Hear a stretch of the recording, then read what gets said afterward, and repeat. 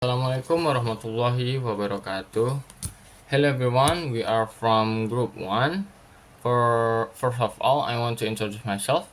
My name is Muhammad Gozia Zikra and my group is Aishi Shafitri and Aulia Fauzi. Okay, now we will explain about assessment in Merdeka curriculum.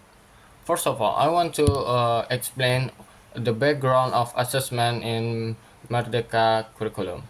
Okay, in Merdeka curriculum, assessment focus not only on learning outcome but also in the learning process itself. This approach aims to give teaching and students their freedom to develop their potential according to their individual characteristics. Assessment is designed as a diagnostic tool to understand student competency development, rather than merely an measurement of academic achievement. The next material will be explained by IC Safitri. Okay, thank you to moderator. I'm IC Shafitri as the second speaker. I wanna explain about objectives of assessment in the Merdeka curriculum. The main goal of assessment in the Merdeka curriculum is to support a learner-centered learning process. Assessment is not intended to punish or judge, but rather to provide constructive feedback. Specific objectives include: the first is identifying students' abilities and potential holistically. The second is encouraging reflective and critical thinking in learning. And the third is promoting self-regulated learning. And the last is providing a basis for improving teacher instructional strategies. Okay, the next material I wanna explain about types of assessment in the Merdeka curriculum. The Merdeka curriculum integrates various types of assessment that emphasize learning process, thinking skills, and self-reflections.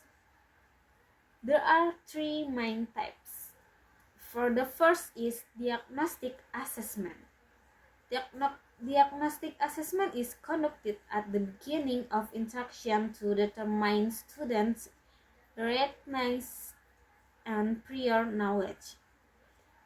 The purpose is to adjust teaching strategies according to students' learning needs. For example, a diagnostic test assessing reading comprehension or a speaking pretest in a language class. Okay, thank you. That's all material from me, and back to moderator. Thank you. The next material will be explained by Aulia Fauzi. Okay, thank you, the moderator. The next material will be explained by me. The types of assessment in the Merdeka curriculum. Number two, formative assessment. Implemented during the learning process to monitor student progress. The purpose to improve feedback that helps students improve their performance. Example, number one, the first one, peer feedback during speaks performance. The last, teacher notes and comment on presentation or writing draft. The third, summative assessment, conducted at the end of a learning period. The purpose to mention student assessment of competency after instruction. Example, the first one, project-based final exam, project-based assessment. The last, final speaking test using a transparent scoring rubric. Okay, thank you to IC Shafitri and Aulia Fauzi explain about curriculum Merdeka. Okay, now for the conclusion, assessment in the Merdeka curriculum aims to humanize the learning process, granting both teacher and student freedom and responsibility in achieving meaningful learning. By integrate diagnostic, formative, and summative assessment, teacher can obtain a comprehensive picture of student competency development.